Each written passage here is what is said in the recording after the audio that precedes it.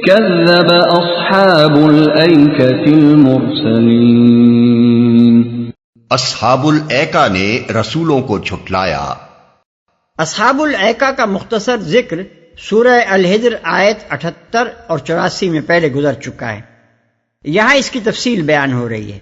مفسرین کے درمیان اس امر میں اختلاف ہے کہ آیا مدین اور اصحاب الایکہ الگ الگ قومیں ہیں یا ایک ہی قوم کے دو نام ہیں۔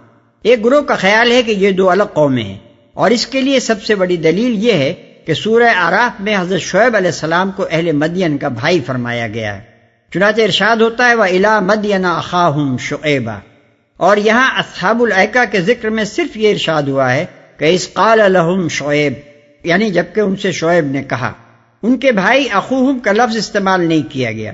اس کے برعکس بعض مفسرین دونوں کو ایک ہی قوم قرار دیتے ہیں، کیونکہ سورہ اعراف اور سورہ ہود میں جو امراض اور اوصاف اصحاب مدین کے بیان ہوئے ہیں وہی یہاں اصحاب الایکہ کے بیان ہو رہے ہیں۔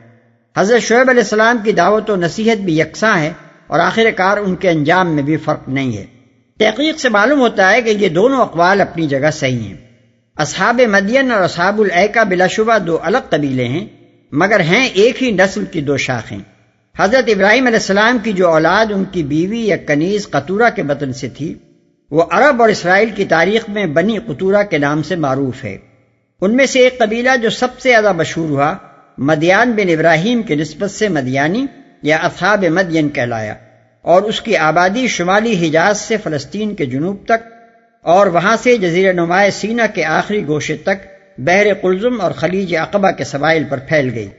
اس کا صدر مقام شہر مدین تھا، جس کی جائے وقوع ابو الفدا نے خلیج عقبہ کے مغربی کنارے ایلا یعنی موجودہ عقبہ سے 5 دن کی راہ پر بتائی ہے۔ باقی بنی قطورہ جن میں بنی دیدان یعنی دیدانائٹس نسبتاً زیادہ مشہور ہیں، شمالی عرب میں تیما اور تبوک اور العلا کے درمیان آباد ہوئے، اور ان کا صدر مقام تبوک تھا جسے قدیم زمانے میں ایکا کہتے تھے۔ یاقوت نے موجم البلدان میں لفظ ایکا کے تحت بتایا ہے کہ یہ تبوک کا پرانا نام ہے، اور اہل تبوک میں عام طور پر یہ بات مشہور ہے کہ یہی جگہ کسی زمانے میں ایکا تھی۔ اصحاب مدین اور اصحاب الایکہ کے لیے ایک ہی پیغمبر مبعوث کیے جانے کی وجہ غالباً یہ تھی کہ دونوں ایک ہی نسل سے تعلق رکھتے تھے، ایک ہی زبان بولتے تھے، اور ان کے علاقے بھی بالکل ایک دوسرے سے متصل تھے، بلکہ بعید نہیں کہ بعض علاقوں میں یہ ساتھ ساتھ آباد ہوں اور آپس کے شادی بیاہ سے ان کا معاشرہ بھی باہم گھل مل گیا ہو۔ اس کے علاوہ بنی قطورہ کی دونوں شاخوں کا پیشہ بھی تجارت تھا، اور دونوں میں ایک ہی طرح کی تجارتی بے ایمانیاں اور مذہبی و اخلاقی بیماریاں پائی جاتی تھیں۔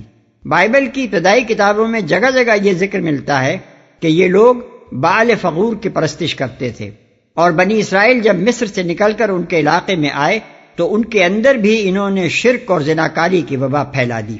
گنتی باب 25 آیت 1 اور 5، باب 31 آیت 16 اور 17۔ پھر یہ لوگ بین الاقوامی تجارت کی ان 2 بڑی شاہراہوں پر آباد تھے جو یمن سے شام اور خلیج فارس سے مصر کی طرف جاتی تھیں۔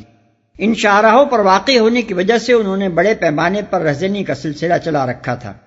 دوسری قوموں کے تجارتی قافلوں کو بھاری خراج لیے بغیر نہ گزرنے دیتے تھے، اور بین الاقوامی تجارت پر خود قابض رہنے کی خاطر انہوں نے راستوں کا امن خطرے میں ڈال رکھا تھا۔ قرآن مجید میں ان کی اس پوزیشن کو یوں بیان کیا گیا ہے انہما لبامام مبین، یعنی یہ دونوں قوم لوط اور اصحاب الایکہ کھلی شاہراہ پر آباد تھے۔ اور ان کی رہزنی کا ذکر سورہ اعراف میں اس طرح کیا گیا ہے وَلَا تَقْعُدُوا بِكُلِّ صِرَاطٍ تُوعِدُونَ، اور ہر راستے پر لوگوں کو ڈرانے نہ بیٹھو۔ یہی اسباب تھے جن کی بنا پر اللہ تعالیٰ نے ان دونوں قبیلوں کے لیے ایک ہی پیغمبر بھیجا اور ان کو ایک ہی طرح کی تعلیم دی۔ حضرت شعیب علیہ السلام اور اہل مدین کے قصے کی تفصیلات کے لیے ملاحظہ ہو الاعراف آیات 85 اور 93، ہود 84 اور 95، العنکبوت 36 اور 37۔ اذ قال لهم شعیب الا تتقون، یاد کرو جبکہ شعیب نے ان سے کہا تھا کیا تم ڈرتے نہیں؟ انی لکم رسول امین، میں تمہارے لیے ایک امانت دار رسول ہوں۔ فاتقوا اللہ واطیعون، لہذا تم اللہ سے ڈرو اور میری اطاعت کرو۔ وما أسألكم عليه من أجر إن أجري إلا على رب العالمين۔ میں اس کام پر تم سے کسی اجر کا طالب نہیں ہوں، میرا اجر تو رب العالمین کے ذمے ہے۔ أوفوا الكيل ولا تكونوا من المخسرين۔ پیمانے ٹھیک بھرو اور کسی کو گھاٹا نہ دو۔ وزنوا بالقسطاس المستقيم۔ صحیح ترازو سے تولو۔ ولا تبخسوا الناس أشياءهم ولا تعثوا في الأرض مفسدين۔ اور لوگوں کو ان کی چیزیں کم نہ دو، زمین میں فساد نہ پھیلاتے پھرو۔ واتقوا الذي خلقكم والجبلة الأولين۔ اور اس ذات کا خوف کرو جس نے تمہیں اور گزشتہ نسلوں کو پیدا کیا ہے۔ قالوا انما انت من المسحرين۔ انہوں نے کہا تو محض ایک سحر زدہ آدمی ہے۔ وما انت الا بشر مثلنا وان نظنك لمن الكاذبين۔ اور تو کچھ نہیں ہے مگر ایک انسان ہم ہی جیسا، اور ہم تجھے بالکل جھوٹا سمجھتے ہیں۔ فأسقط علينا كسفا من السماء إن كنت من الصادقين۔ اگر تو سچا ہے تو ہم پر آسمان کا کوئی ٹکڑا گرا دے۔ قال ربي أعلم بما تعملون۔ شعیب نے کہا میرا رب جانتا ہے جو کچھ تم کر رہے ہو، جو کچھ تم کر رہے ہو۔ یعنی عذاب نازل کرنا میرا کام نہیں ہے، یہ تو اللہ رب العالمین کے اختیار میں ہے اور وہ تمہارے کرتوت دیکھ ہی رہا ہے۔ اگر وہ تمہیں اس عذاب کا مستحق سمجھے گا تو خود نازل فرما دے گا۔ اصحاب الایکہ کے اس مطالبے اور حضرت شعیب کے جواب میں کفار قریش کے لیے بھی ایک تنبیہ تھی۔ وہ بھی رسول اللہ صلی اللہ علیہ وسلم سے یہی مطالبے کرتے تھے۔ او تسقط السماء کما زعمت علینا کسفا، یعنی یا پھر گرا دے ہم پر آسمان کا کوئی ٹکڑا جیسا کہ تیرا دعویٰ ہے۔ بنی اسرائیل آیت 92۔ اس لیے ان کو سنایا جا رہا ہے کہ ایسا ہی مطالبہ اصحاب الایکہ نے اپنے پیغمبر سے کیا تھا، اس کا جو جواب انہیں ملا وہی محمد صلی اللہ علیہ وسلم کی طرف سے تمہاری طلب کا جواب بھی ہے۔ فكذبوه فأخذهم عذاب يوم الظلة إنه كان عذاب يوم عظيم۔ انہوں نے اسے جھٹلا دیا، آخر کار چھتری والے دن کا عذاب ان پر آ گیا، اور وہ بڑے ہی خوفناک دن کا عذاب تھا۔ چھتری والے دن کا عذاب ان پر آ گیا۔ اس عذاب کی کوئی تفصیل قرآن مجید میں یا کسی صحیح حدیث میں مذکور نہیں ہے۔ ظاہر الفاظ سے جو بات سمجھ میں آتی ہے وہ یہ ہے کہ ان لوگوں نے چونکہ آسمانی عذاب مانگا تھا، اس لیے اللہ تعالیٰ نے ان پر ایک بادل بھیج دیا اور وہ چھتری کی طرح ان پر اس وقت تک چھایا رہا جب تک باران عذاب نے ان کو بالکل تباہ نہ کر دیا۔ قرآن سے یہ بات صاف معلوم ہوتی ہے کہ اصحاب مدین کے عذاب کی کیفیت اصحاب الایکہ کے عذاب سے مختلف تھی۔